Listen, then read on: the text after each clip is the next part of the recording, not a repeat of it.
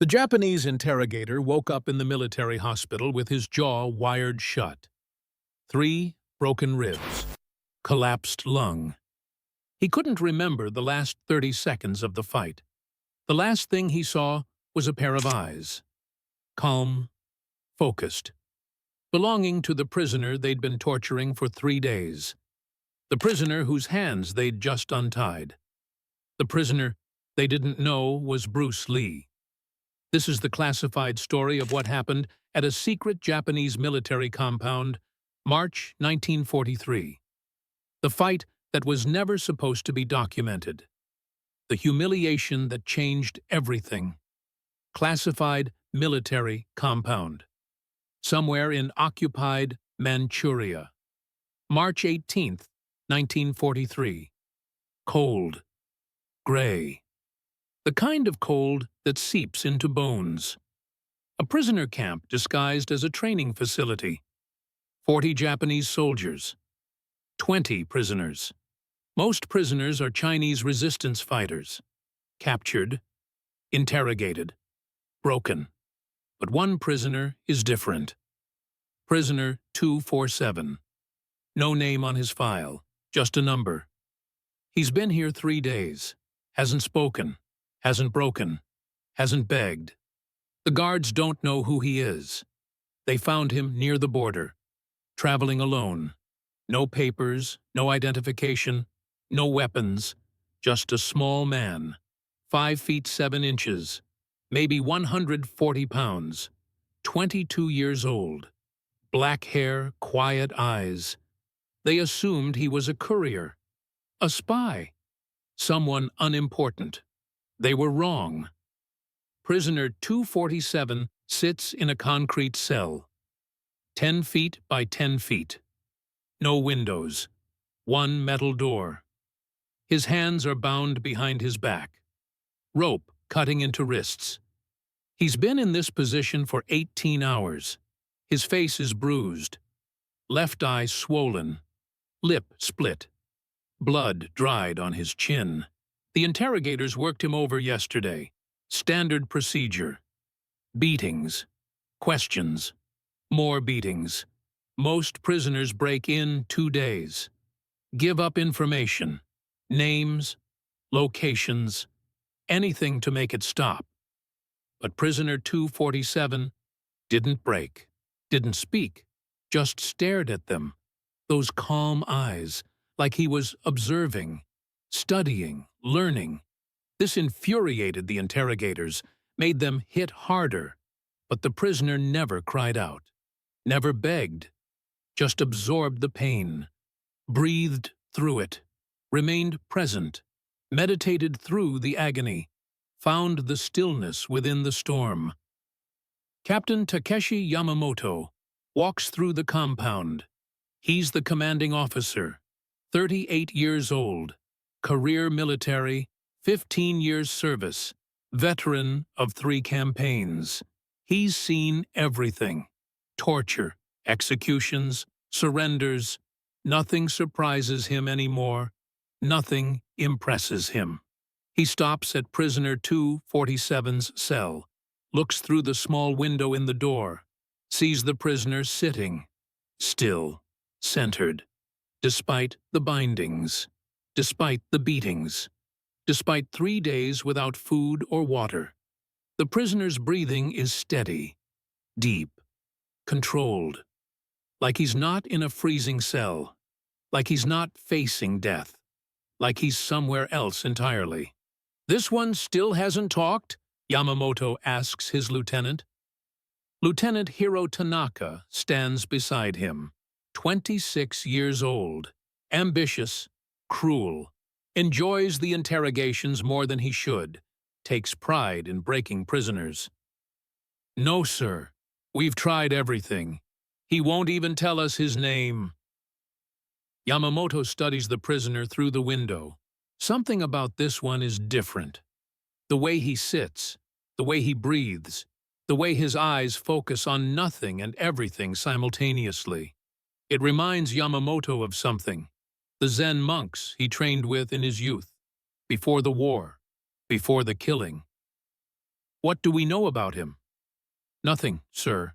Found him 3 days ago near the northern border, traveling alone on foot. No papers, no identification, no weapons. We think he's a courier for the resistance, or a scout, maybe a spy. A courier doesn't take a beating like this and stay silent. A scout would have cracked by now. A spy would have given us a cover story. Perhaps he's afraid of what his resistance cell will do if he talks. They execute traitors. No, Yamamoto says slowly. Look at his eyes. That's not fear. That's not defiance either. That's patience. That's waiting. Lieutenant Tanaka doesn't understand. He sees only a prisoner who needs more persuasion, more pain. Patience for what, sir? For opportunity. For the right moment. He's not broken because he doesn't believe he's caught. He's waiting for something. The lieutenant shifts uncomfortably. You think he's planning an escape? Should we increase the guard? No, I think he's waiting for us to make a mistake. And I want to know what kind of mistake he's expecting. Yamamoto makes a decision. An idea forms, unconventional, but effective. Sometimes you learn more by giving a prisoner what they want. Gather the men in the training yard, all of them. I want to try something different with this one. 1 hour later. Training yard. Open space. 60 feet by 60 feet. Dirt ground packed hard by thousands of drills. High walls on all sides. Guard towers at each corner with riflemen. 40 Japanese soldiers stand in formation. Waiting. Curious. The captain rarely calls full assemblies, usually only for executions or major announcements. Prisoner 247 is dragged into the yard by 2 guards. They're holding his arms, his hands still bound behind his back with thick rope. He stumbles, weak from 3 days without food, 3 days without water, 3 days of beatings. But his eyes are alert, scanning the yard, counting the soldiers, noting the exits, calculating distances. The soldiers laugh when they see him, mock him. Another broken prisoner. Another lesson about Japanese military superiority. Another example of what happens to those who resist the empire. Captain Yamamoto stands before his men. Straight. Proud. Gentlemen, we have been interrogating this prisoner for 3 days. He hasn't spoken, hasn't broken, hasn't given us even his name. I believe he needs different motivation, different approach. He walks toward prisoner 247, studies him up close, circles him slowly. The prisoner doesn't follow with his eyes, just stands, centered, waiting. You've taken our beatings well, better than most men twice your size. But I think you're hiding something from us. Not information about the resistance, something else, something personal. The prisoner doesn't respond, just meets the captain's gaze when Yamamoto stops in front of him. Those calm eyes, no hatred, no fear, just presence. Yamamoto smiles, not kindly. I think you know how to fight, and I think you're proud of it. Trained, disciplined, so I'm going to give you a chance to show us, a chance to prove yourself. He nods to the guards. They pull out knives, cut the ropes binding the prisoner's wrists. The thick rope falls to the dirt. The prisoner's arms fall to his sides. He doesn't move them immediately, doesn't rub his wrists, doesn't shake out the stiffness, just stands, waiting. Here's your opportunity, Yamamoto says. Fight our best man. If you win, we'll give you food, water, medical attention. If you lose, we continue the interrogation, but much, much harder. Do you understand? The prisoner nods slowly. Once, the soldiers murmur. Intrigued. This is unexpected entertainment. Break from the routine. The prisoner still doesn't speak, just rolls his shoulders slowly, testing his range of motion. 3 days bound has made him stiff. His shoulders crack. His wrists are raw. His body is weak from starvation. But he's calculating, adapting, planning. Yamamoto calls forward his champion. Sergeant Kenji Sato, step forward and show this prisoner the superiority of Japanese martial arts. The crowd parts. A man walks through. Sergeant Kenji Sato, 6 feet tall, 190 pounds, all muscle, not an ounce of fat. 28 years old, Judo black belt 3rd degree, Karate 2nd degree black belt, Western boxing training, champion of 3 regional tournaments before the war. He's the camp's undefeated fighting champion. 43 fights against prisoners and soldiers alike. 43 wins. 38 by knockout. 5 by submission. He's broken bones, ended military careers, hospitalized 12 prisoners, killed 2 in sanctioned matches. He enjoys it. The power, the dominance, the fear in opponents' eyes just before he strikes. He looks at prisoner 247, studies him with professional interest, sees a small, beaten, starved man, bruised face, swollen eye, split lip, weak from torture. This will be quick, disappointingly quick. He was hoping for a real challenge, something to test his skills. Sergeant Sato, Captain Yamamoto announces to the assembled soldiers, show this prisoner what Japanese fighting superiority looks like. Show him why resistance is futile. Sato bows to his captain. Formal, respectful, deep bow, showing proper military discipline. Then he turns to the prisoner. No bow, no respect, no acknowledgement of opponent. The prisoner is beneath him, not worthy of warrior courtesy. The soldiers form a circle around the 2 men, 40 men, creating a makeshift fighting ring. No ropes, no corners, no rules, just a circle of judgment. Witnesses to what's about to happen. Sato takes his fighting stance. Traditional karate stance. Weight distributed evenly. Hands up in guard position. Ready to strike or defend. Perfect form. Textbook technique. The prisoner doesn't take a stance. Doesn't raise his hands. Just stands. Feet shoulder-width apart. Hands at his sides. Relaxed. Too relaxed. Like he's waiting for a bus. Not facing a trained killer. The soldiers laugh. He doesn't even know how to fight. Doesn't even know basic guard position. This will be over in seconds. Sato moves first. Testing jab. Fast. Sharp. Powerful. Aimed at the prisoner's face. Meant to gauge distance and reaction time. The prisoner's head moves. Not much. Just enough.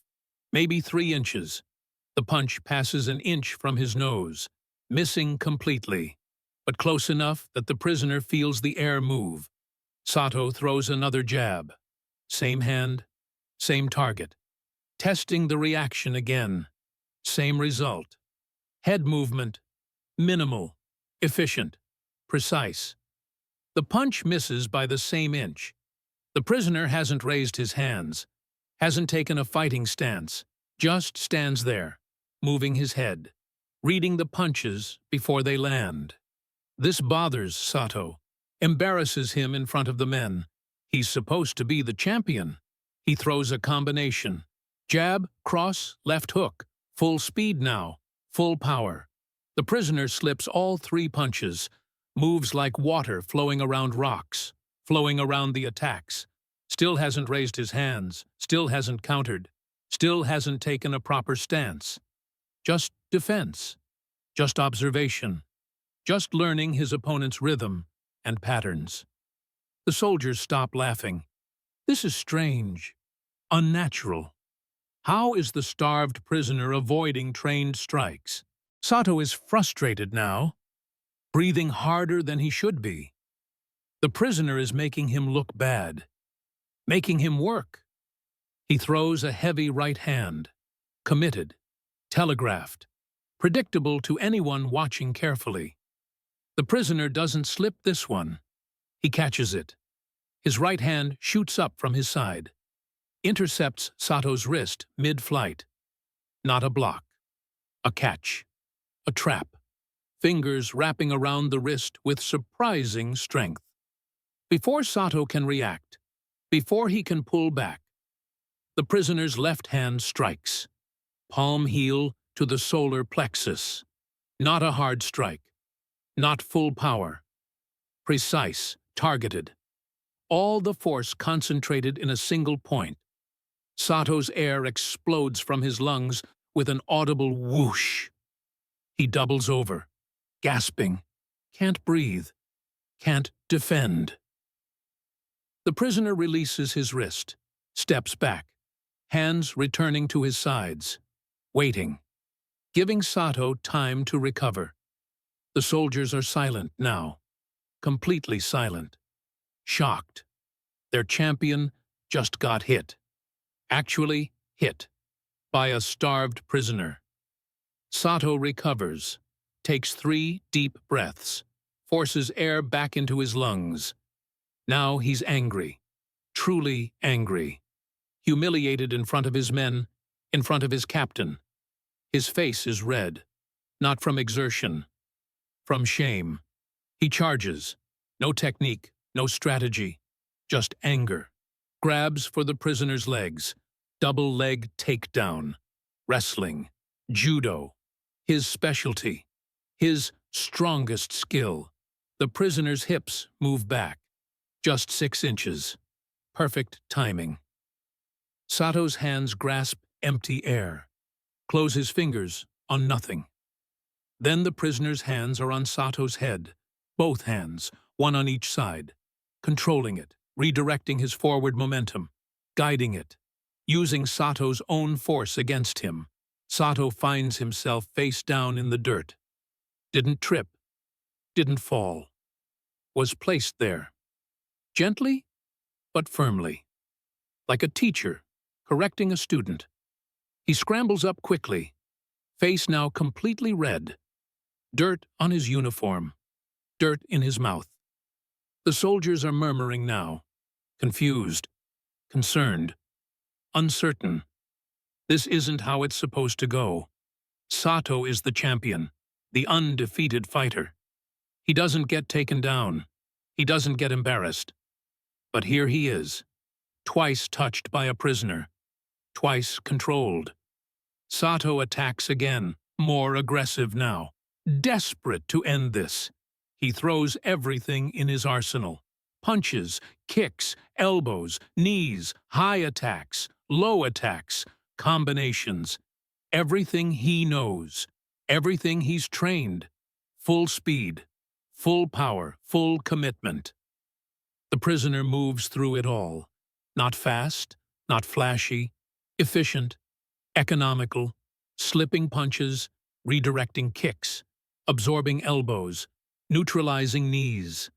Like he's dancing with Sato's aggression, using it, controlling it, turning violence into movement, into flow, like water.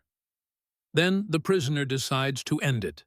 Sato throws a wild overhand right, desperate, off balance. The prisoner doesn't slip it. He enters, steps inside the arc of the punch, gets close. Too close for the punch to land with power. His elbow drives upward, short, compact, into Sato's floating ribs, precise. Targeted, perfect angle. Crack. The sound is audible across the training yard. Unmistakable. Rib breaking. Maybe 2 ribs. Sato's face goes white. All color draining instantly. Pain shooting through his entire torso. He can't breathe properly. Can't defend properly. can't think. The prisoner's hand shoots out, fingers extended. Ridge hand. Strikes Sato's throat. Light contact. Barely more than a touch, but perfectly placed on the trachea. Sato's hands fly to his throat instinctively, choking, gasping, trying to protect his windpipe. The prisoner's right leg sweeps. Low, fast, catches both of Sato's legs. Sato's legs disappear from under him. His body goes horizontal, falls hard, back hitting packed dirt, head bouncing once, twice, eyes rolling back, dazed, hurt, defeated. The prisoner stands over him for a moment, looking down, calm, centered, not even breathing hard, not even sweating. Then he steps back, hands returning to his sides. The fight is over. Total elapsed time from first punch to final takedown. 48 seconds. The training yard is silent. Completely. Absolutely. 40 Japanese soldiers staring with their mouths open. Their undefeated champion is on the ground, clutching broken ribs, gasping for air, unable to stand, unable to fight, beaten by a starved prisoner who hasn't eaten in 3 days, beaten in less than a minute, beaten without the prisoner even breathing hard. Captain Yamamoto's face is unreadable, carefully controlled, but inside, his mind is racing, calculating, reevaluating everything he thought he knew about this prisoner. He walks slowly into the circle, looks down at Sato, then up at the prisoner. "Who are you?" he asks quietly. The prisoner speaks for the first time in 3 days. His voice is calm, clear, surprisingly strong for someone who hasn't had water in 72 hours. Accented but fluent Japanese, better than expected. "I am a martial artist, sir." "What style do you practice?" "All styles, no style. I study what works, discard what doesn't. I take what is useful. I am formless, like water." Yamamoto studies him with new eyes, new respect. "You have a name?" The prisoner hesitates, considers, then decides. What does it matter now? They can't torture what they've already seen. "Lee Junfan. You may know me by my American name, Bruce Lee."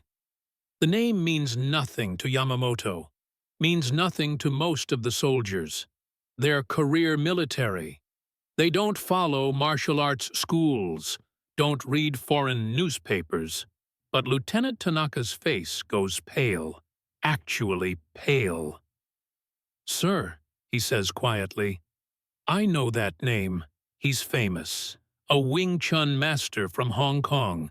He has students across southern China. He's revolutionizing martial arts, teaching non-traditional methods, breaking from classical forms. Some call him a genius. Others call him a heretic." Yamamoto looks at the prisoner with completely new eyes. Not a courier, not a spy. A master, a teacher, someone valuable. "You're a teacher?" he asks. "I am a student who teaches what he's learned. I am still learning, will always be learning." "And what have you learned?" Bruce Lee meets his gaze steadily. Equals now, not prisoner and captor, warriors recognizing each other. That style is limitation. That tradition can be a cage. That real fighting is not about forms or katas or rituals. It's about adaptation, about reading your opponent, about using their force against them, about being like water. Explain water. Water is formless, shapeless. Put water in a cup, it becomes the cup. Put water in a bottle, it becomes the bottle. Put water in a teapot, it becomes the teapot. Water can flow, or it can crash. Be water, my friend. The soldiers don't fully understand the philosophy. but they feel the truth in it. They just watched it demonstrated, watched formless defense, watched adaptive offense, watched water flow around rock. Yamamoto is silent for a long moment, thinking, calculating. This prisoner is valuable, not for information about the resistance, not for intelligence about enemy positions, for knowledge, for technique, for understanding. "I want you to teach my men," he says finally. Bruce shakes his head slowly. "I don't teach occupiers. I don't teach those who use knowledge for oppression." "Then you'll return to your cell, and the interrogations will continue, harder, more creative, until you break, or until you die. Everyone breaks, eventually. I've endured worse than your interrogators can imagine. Pain is temporary. Principle is permanent." "Perhaps, but how long can you endure? Days, weeks, months? Everyone has a limit. Everyone breaks. Everyone dies eventually, too. The only question is how you choose to live before that moment." Yamamoto almost smiles, almost respects this defiance, this strength.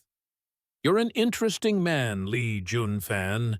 Take him back to his cell. Give him food, water, medical attention, clean clothes.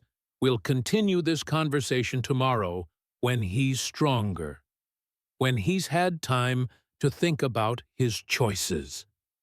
Two guards move toward Bruce. He doesn't resist, allows himself to be led away, but his eyes sweep the compound one final time, memorizing layout, counting guards, noting weaknesses, planning, always planning.